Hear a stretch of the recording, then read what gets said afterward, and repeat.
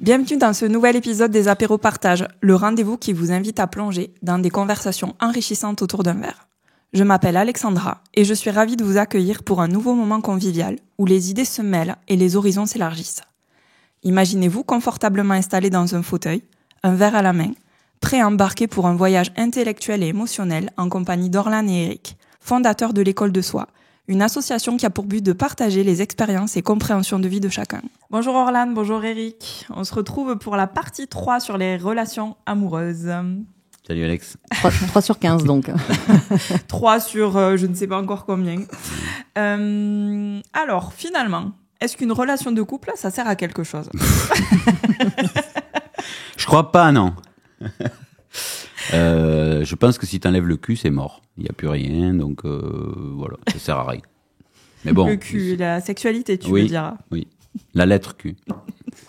À quoi sert une relation amoureuse? À guérir, à grandir, à s'élever dans les hautes sphères. Franchement, à quoi ça sert? À ça? À tout ça, oui. Ouais. Comme toutes les relations, en fait.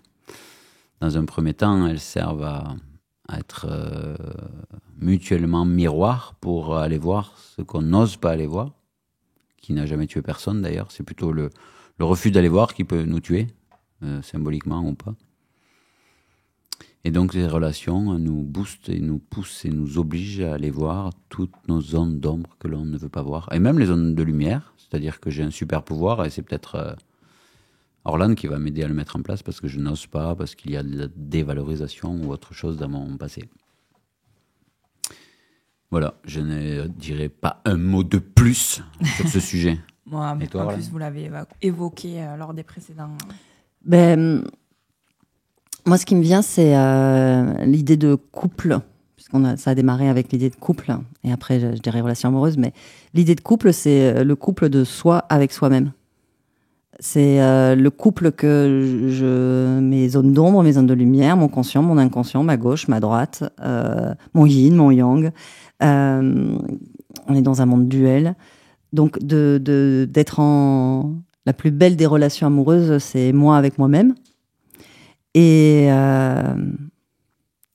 en fait, ça me vient là comme ça quand tu as posé cette question. Ce qui m'est venu, c'est je peux être dans une relation amoureuse seule.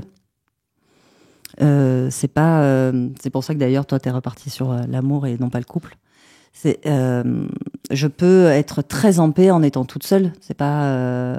Je le dis pour les personnes c'est bien de le préciser. qui le sont. Il y a toujours pas de problème avec ça, sauf si on estime qu'il y a un manque, etc. Donc tout ça, c'est à aller voir. Mais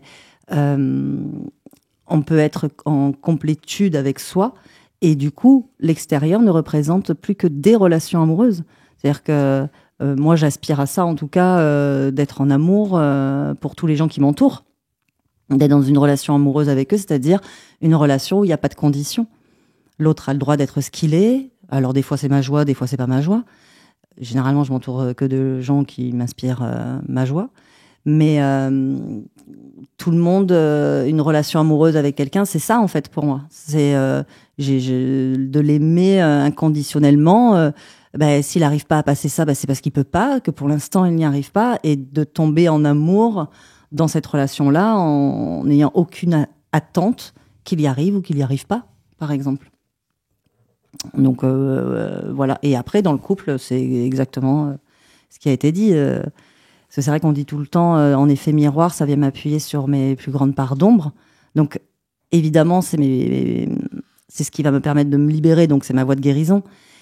Mais effectivement aussi, ce sont mes plus grandes parts de lumière. Ça, c'est des fois, on se trouve complètement nul. Et puis l'autre, il dit, mais tu plaisantes, tu sais faire ça, tu sais faire ça. Et du coup, à plein d'endroits, il me montre aussi tout ce que j'ai pas pu voir. Donc voilà. Merci. Alors, je change un petit peu de sujet, mais alors en faisant des recherches un petit peu pour préparer ces épisodes, je suis tombée sur des love coach qui utilisent un outil qui s'appelle « Fuis-moi, je te suis, suis-moi, je te fuis ». Donc apparemment c'est un outil pour trouver l'amour véritable ou C'est pour quoi un rendre love coach? amoureux l'autre. C'est un coach que t'aimes? C'est des coachs amoureux qui t'aident Ils sont amoureux. dans voilà Pour C'est-à-dire tes qu'ils recherches, t'apprennent à pour aimer? ta relation amoureuse en fait. Ok. Ils t'apprennent à aimer ou ils t'apprennent à trouver? Ils t'apprennent à trouver, je crois. Enfin bon après je sais pas, Ah je ouais. suis pas allée dans le détail de ce que c'est vraiment. Voilà, un love l'autre, elle coach, balance un mais- truc et puis elle n'est pas allée voir. Voilà, nous, on ferait jamais ça. Mais voilà, il y a cette idée de fuis-moi, je te suis-moi, je te fuis. Ouais, donc c'est un outil pour séduire, c'est ça? Ça serait un outil pour Ouais. séduire. Pour rendre amoureux l'autre Pour rendre ouais, ou le garder même. ou le garder. Bravo, messieurs, mesdames, quelle idée de merde. Ils se font de l'argent avec ça en Ouais, plus. non, mais j'enlève même pas l'idée de merde, puisque en fait, fuis-moi, je te suis-moi, je te fuis. C'est-à-dire que, donc en gros, tu ne peux apprendre à quelqu'un qu'à fuir l'autre, hein, pour activer chez lui de la peur. Donc tout est basé sur la peur. Donc forcément, fuis-moi, je te suis-moi, je te fuis, n'est basé que sur la peur qu'on génère chez l'autre. Et alors là, c'est au-delà de la codépendance, c'est de la codépendance en bande organisée, quoi, le truc.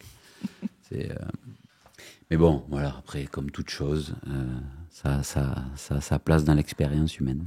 Mais là, on voit bien que si le fait de fuir ramène l'autre, c'est que ça a déclenché de la peur chez l'autre. Il s'est pas dit je l'aime tellement que je le laisse libre, il a besoin d'espace. Ça serait une réaction logique. Mais c'est pas utilisé pour ça, donc ça déclenche en fait de la peur. Et donc, quand on base une stratégie sur la peur, elle engendre la peur. Malheureusement, elle s'éloigne de l'amour. Ou pas.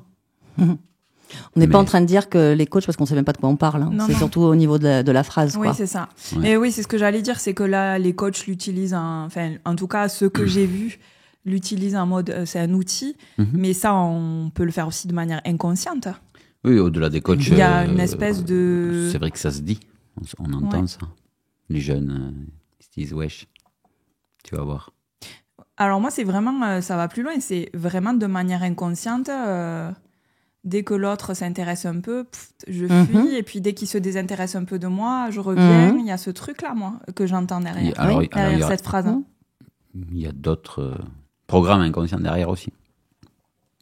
Ça peut être mis en place comme une stratégie parce que tu constates que ça marche.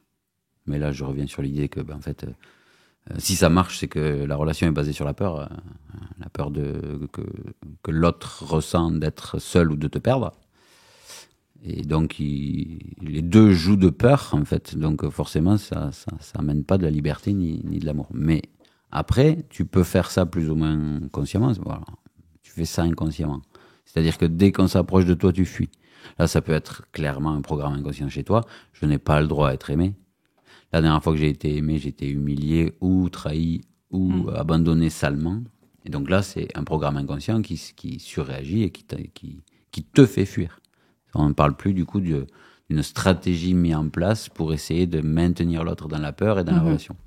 Là, ça serait plutôt un programme inconscient ou ton histoire personnelle qui fait que, vu comment ça s'est passé la dernière fois ou la première fois, ou tout simplement quand j'avais 5 ans, ce que je voyais de mes parents, c'est-à-dire ce chantage plus affectif qui est plus ou moins net et plus ou moins masqué, voilé, avoué, forcément ton inconscient va te faire fuir l'autre quand il s'approche trop près de toi. C'est-à-dire que tu commences à sentir que potentiellement tu peux être aimé et ton inconscient dit être aimé c'est dangereux parce qu'après on est abandonné ou trahi ou humilié.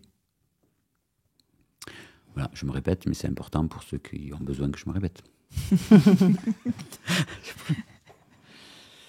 Ouais, voilà ce que je peux dire là-dessus. J'étais partie, mais l'idée est repartie. Je l'ai plus. je l'avais, je me suis fait le film et j'ai perdu le film. Bon, si ça revient, n'hésite pas. Mais peut-être à mettre de la conscience là-dessus. Celui qui regarde ça et qui joue à ça, consciemment ou inconsciemment, il est pas... Et puis même si c'est conscient, il fait ça parce qu'il est persuadé que c'est la bonne solution. Ben moi, je lui propose un autre point de vue, c'est que c'est basé sur la peur. Donc, potentiellement, pas super génial. Il vaut mieux le baser sur la confiance et l'amour. À mon avis. Après, donc, soit tu fonctionnes comme ça, et ben, tu mets un peu de conscience, tu regardes si c'est ton inconscient qui te fait fuir toi-même, ou si tu es en train de mettre en place une stratégie qui vient en fait de ta peur d'être seul aussi. Hein. C'est juste déplacé et maladroit, mais si tu es capable de mettre cette stratégie en conscience, c'est que tu es terrorisé de ne pas contrôler l'autre, contrôler ta relation. Et puis finalement, donc, tu as peur d'être seul et de finir seul. Et bon, c'est une peur puissante qu'on a plus ou moins tous, mais... Donc c'est cette peur d'être seul, rejeté, non aimé, qui va te faire mettre en place une stratégie complètement folle, basée sur la peur, en toute conscience. Donc tu as le droit d'y mettre de la lumière et de réorienter ta conscience là-dessus. Voilà, Alex. Merci. C'est... nous, on ne parle que de programme inconscient. Parce que c'est notre outil, parce que... c'est notre outil, c'est l'outil de la vie, hein, c'est pas le nôtre. Hein. Enfin, en tout cas, nous, c'est notre axe.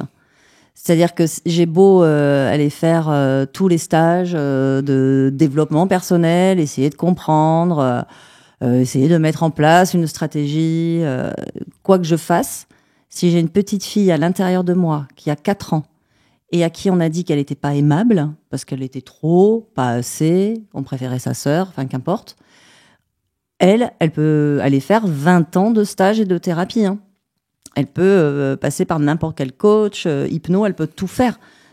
Tant qu'on ne va pas récupérer sensoriellement, émotionnellement cette petite fille qui croit encore qu'elle n'a pas le droit d'être aimée, ben, il est évident cette petite fille, elle va le rejouer. Donc, elle va toujours réagir de la même façon. Donc, du coup, je vais avoir quelqu'un qui va tout me donner, qui va m'aimer, parce qu'on l'a entendu, mais et à chaque fois, en fait, je vais créer inconsciemment, mais ça va prendre une forme que je vais voir, hein, mais inconsciemment, j'ai un système de sabotage qui dit mais on mérite pas ce bonheur, c'est pas possible, on peut pas nous aimer parce que t'as vu, on nous a tellement dit qu'on était nuls, et ça, je le crois encore. Donc en fait, à chaque fois que je vais avoir cette intensité d'amour, il y a une part de moi qui va tout faire pour fuir, se saboter.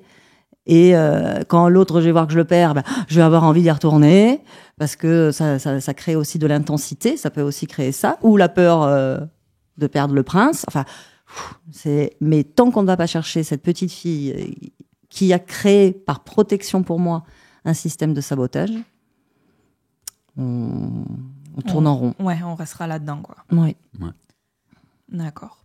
Malheureusement. Ben ouais, c'est ça qui est fou.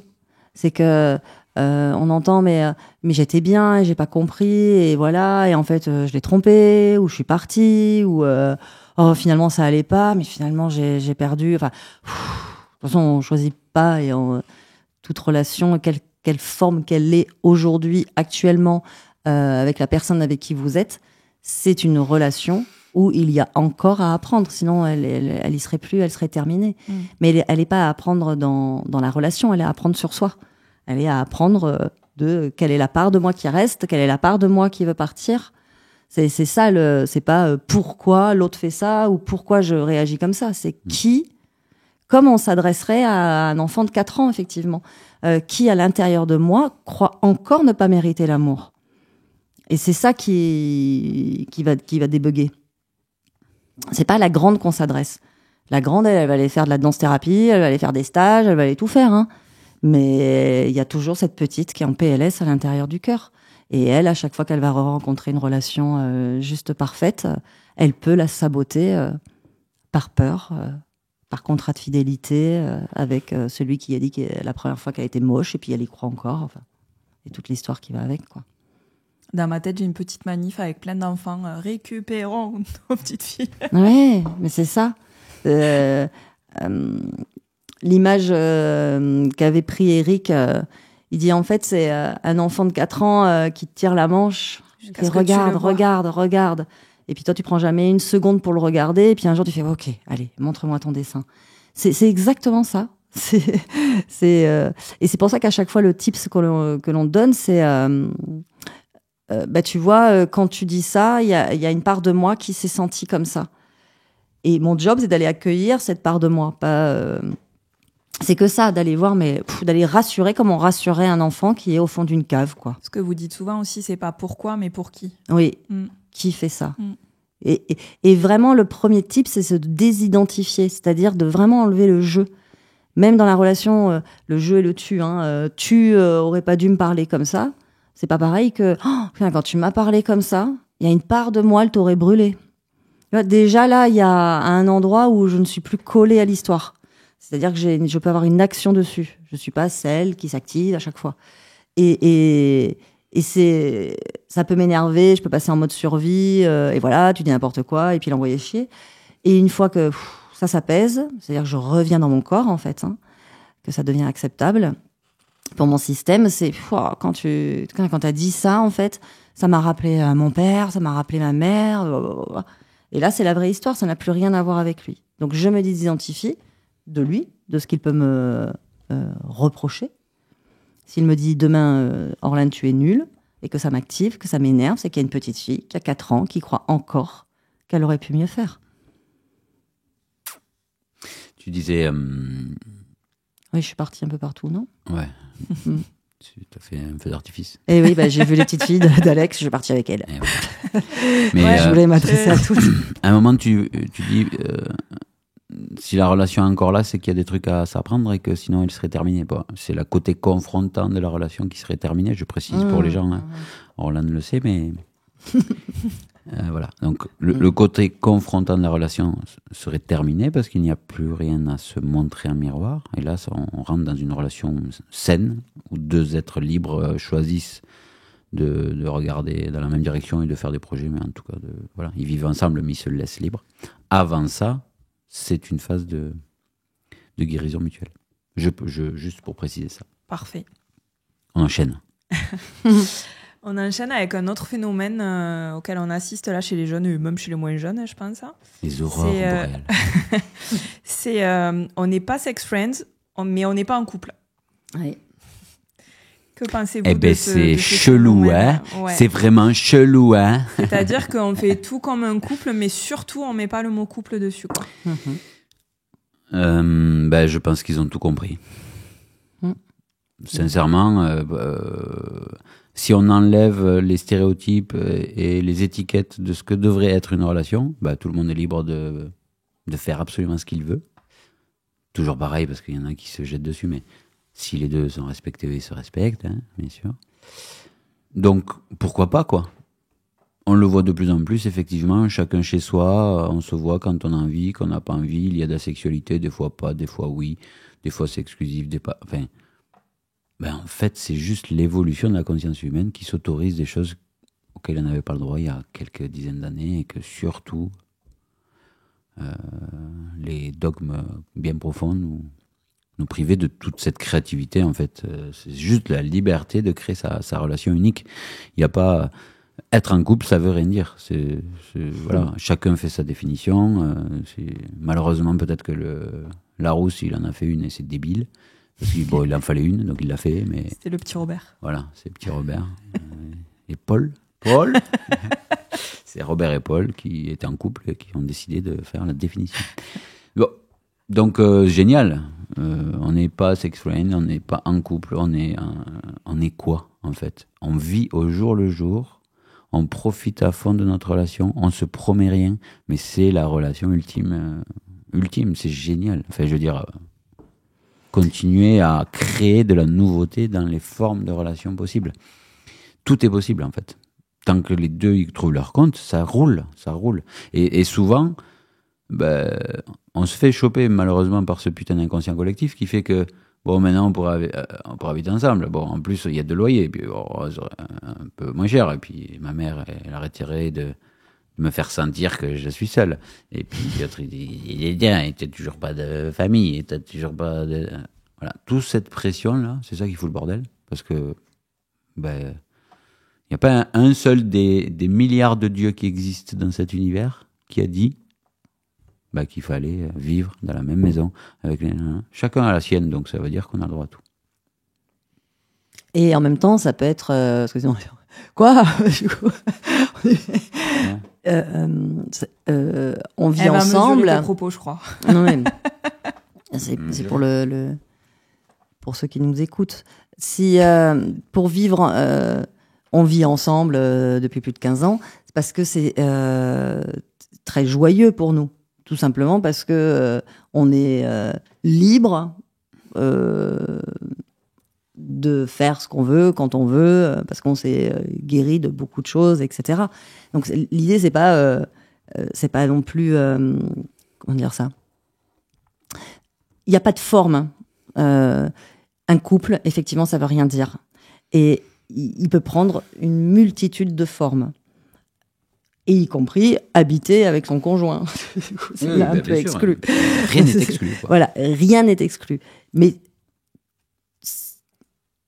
d'habiter ensemble, en gros, dans le... Je vais y arriver. Hein. En gros, quand aujourd'hui on entend... on peut pas dire qu'on est en couple, c'est bien parce que j'ai un programme inconscient, j'ai bien un transfert j'ai une projection de ce qu'est un couple. Et il y a quelque chose dans le couple que je ne veux pas. Donc, je vais pas dire ça. Parce que si je dis ça, l'autre, ça lui donne de l'espoir. Sinon, ça m'engage. Et puis, j'ai pas trop envie. Sinon, il faut que je le dise à ma mère. Et en fait, et c'est vrai que c'est une super stratégie. C'est-à-dire, écoute, on dit pas qu'on est en couple et on fait ce qu'on a à faire. Mais en vrai, dans l'absolu, on devrait tous faire ça. Oui, et puis enfin, ceux qui disent ça, ils sont en couple. Hein. Oui. Juste s'il te plaît, ne me le dis pas. D'accord, je te le dis pas. Vraiment, le mot couple, il a tellement une connotation de s'oublier, de tout faire pour l'autre, d'être dans les compromis, de faire des enfants, de rester pour les enfants. Il porte tout ça, il porte toute cette énergie-là.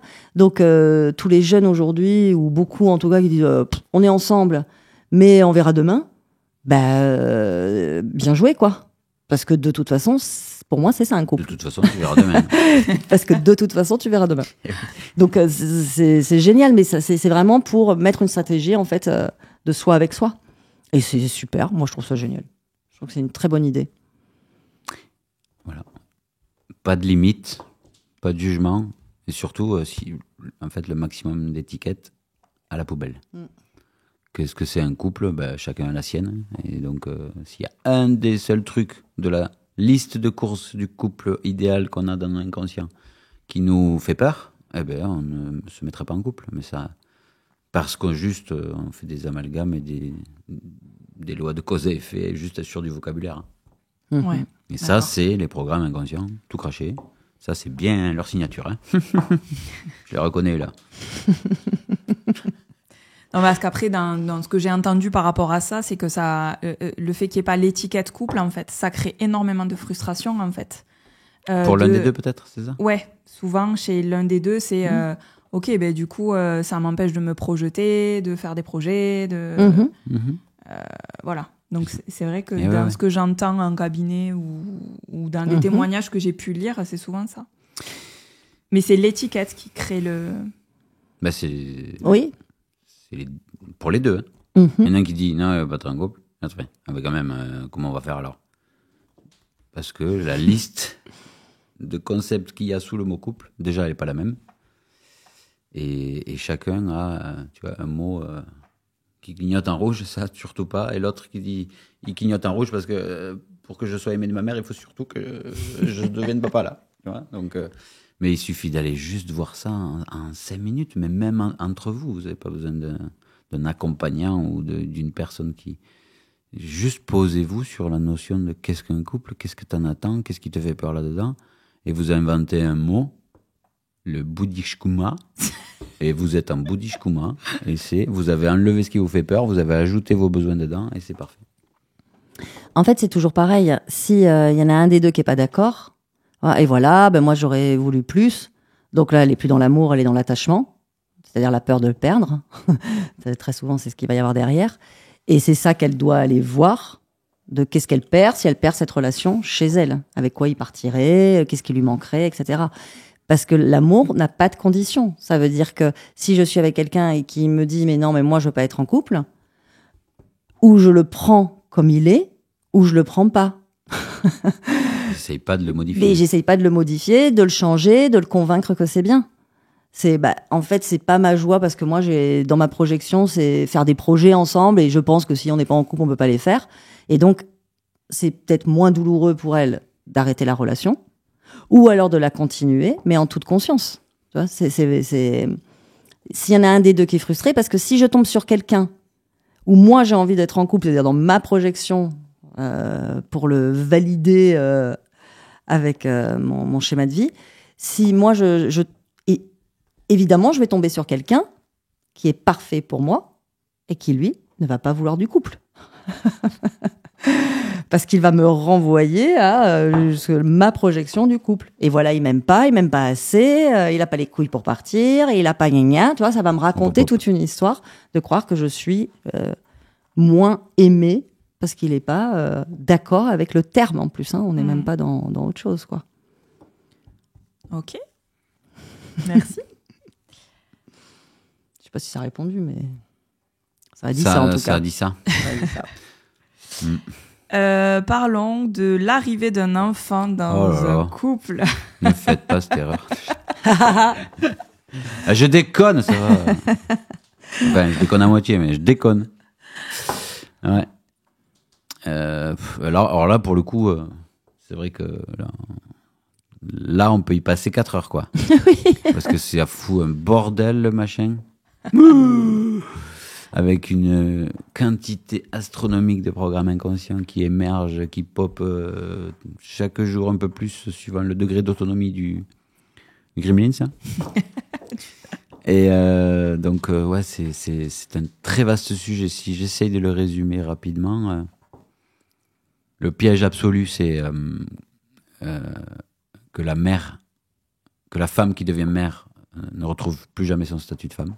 Ou très longtemps après, en fait. Et ça se comprend parce que, voilà, il y a l'intuition, il y a ce truc qui est plus fort que tout, l'instinct et compagnie. Mais le piège classique, c'est... Il y avait un homme, une femme qui s'aimaient, qui étaient attirés, qui partageaient des choses, du sensoriel, du sensuel, des projets, des machins. Tout d'un coup, la femme devient mère, et elle peut n'être plus que mère. En tout cas, moi, je le vois souvent. Je dis pas que c'est pas une loi, hein, c'est pas. Donc ça, c'est le premier piège.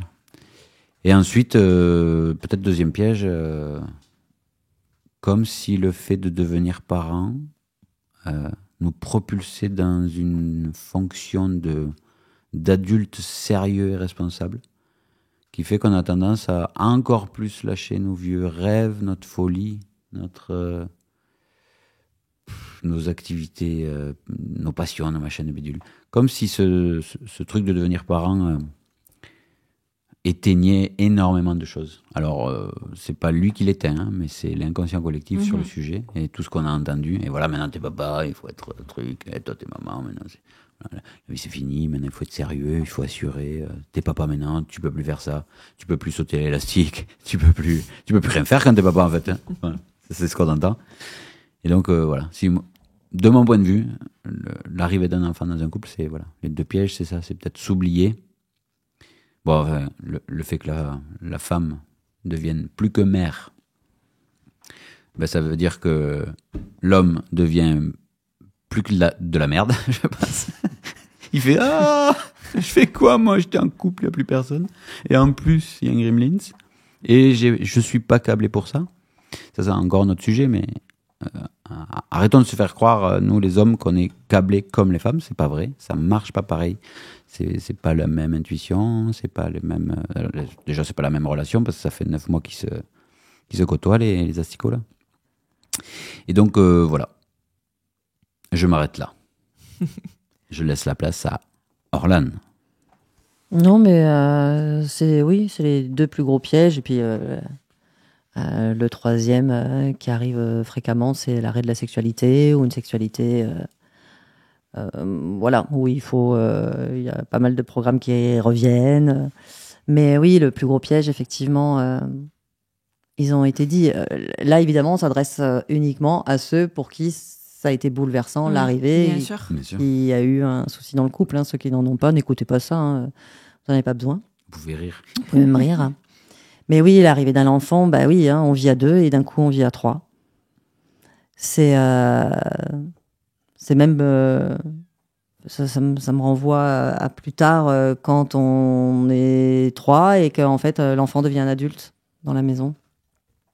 Ça change encore aussi la donne. C'est ça, l'idée, ouais, c'est vraiment d'arrêter tout projet du couple.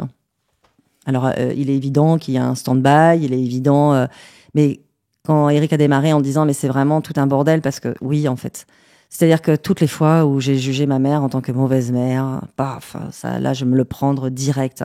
Je vais même profiter de ça pour montrer à ma mère ou en tant que femme, on va surtout montrer ça à sa mère. Regarde comme je suis une bonne mère, regarde comme je fais bien, regarde comme je fais mieux. Et donc c'est pour ça qu'il a fait wow. C'est vrai qu'à ce moment-là, on peut vraiment se prendre tout ça en pleine poire. Et puis surtout le poids de la responsabilité. C'est-à-dire d'un coup, ça y est, je suis maman, je suis responsable. C'est quand il dit on n'a plus de projet, etc. Et d'un coup, ça met une espèce d'épée qui pourrait nous faire oublier nos rêves, etc. Mais au-delà de ça, comme si au moment où on accouchait, ça y est, on était maman. Tu vois, voilà, nouvelle fonction. Pour moi, ce qui va faire un architecte, c'est pas le diplôme, c'est quand il va faire une maison, quoi. Pour moi, voilà, c'est pareil. Un psy, c'est pas parce qu'il sort de la fac avec son diplôme, quoi. Tu vois, donc c'est au fur et à mesure, c'est avec le temps, avec l'expérience, en apprenant de ses erreurs, en apprenant qui fait que je vais être maman, qu'on va devoir s'adopter mutuellement avec cet étranger entre guillemets dans la maison. Donc c'est vraiment. Tu poses cette question parce que c'est vrai que pour beaucoup ça a été souvent un petit peu le bordel. Hein.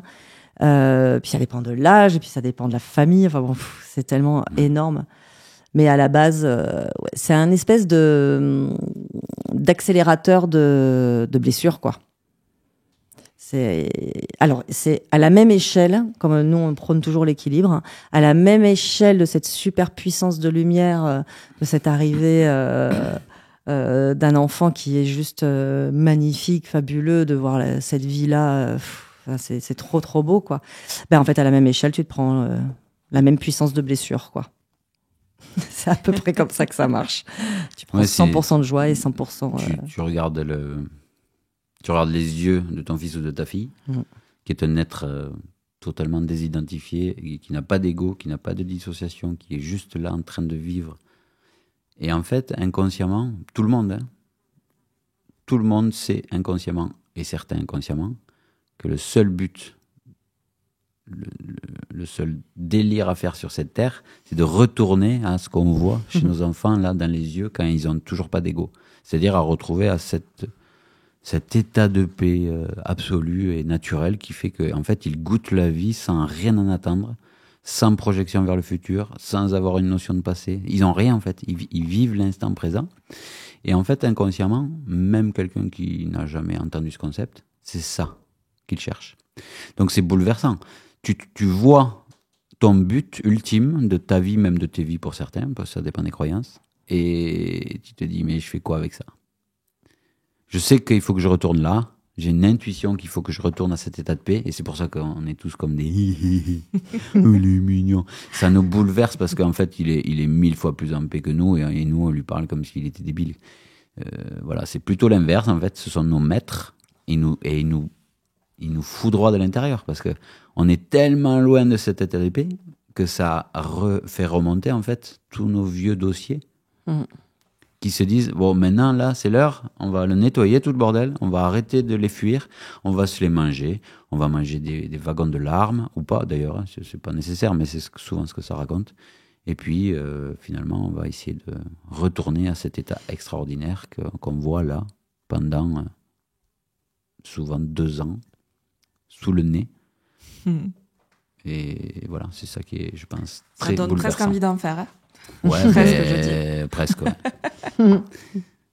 Mais après, c'est comme tout, ça peut tellement bien se passer et tellement être confrontant et épuisant et privant de liberté. Ça dépend, nos programmes inconscients, ça dépend de l'environnement, ça dépend le temps qu'on a, etc., etc. T'es pas obligé d'en faire. Hein. Il suffit Non, juste de personne, regarder les bébés, hein, c'est pareil. Hein. Il n'y a, voilà, Ils sont- c'est pas une condition à être une femme entière ou un homme entier que d'être papa ou maman. C'est bien Pas de le du tout. rappeler. parce Pas du que- tout, pas du tout, pas du tout. Pas D'ailleurs, du il y a de plus en plus de jeunes qui Ouais, ça commence à changer l'inconscient collectif là. Qui sur se ce disent- sujet. on verra dans 80 ans si. Si la science avait des Et progrès. voilà. Mais on va- Ok. voilà. Voilà, Alex. On s'est un peu. Ouais, mais c'est- Fallait pas c'est- nous parler bébé. C'est comme ça. C'est parfait. On va s'arrêter là. On continuera dans une partie 4 parce qu'il y a encore plein d'autres questions. Donc merci. pour Avec cet plaisir, échange. Alex. Merci pour cet échange. Merci à tous ceux qui nous suivent sur les différents réseaux sociaux. Si ce n'est pas encore le cas, n'hésitez pas à vous abonner pour ne rien louper des actualités de l'école de soi. Vous pouvez vous procurer le jeu Claire Vision et retrouver toutes les infos sur les prochains stages et rencontres sur le site www.écoledesoi.com. Et les apéros partage sont disponibles sur Spotify et sur YouTube. Merci à tous et à très bientôt. Bon, ça s'applaudit, ça, non? C'est magnifique. Ouais. Bravo. Merci. Une Elle est outro nickel. vraiment- Elle est vraiment. Merci, Alex. Elle est vraiment phénoménale.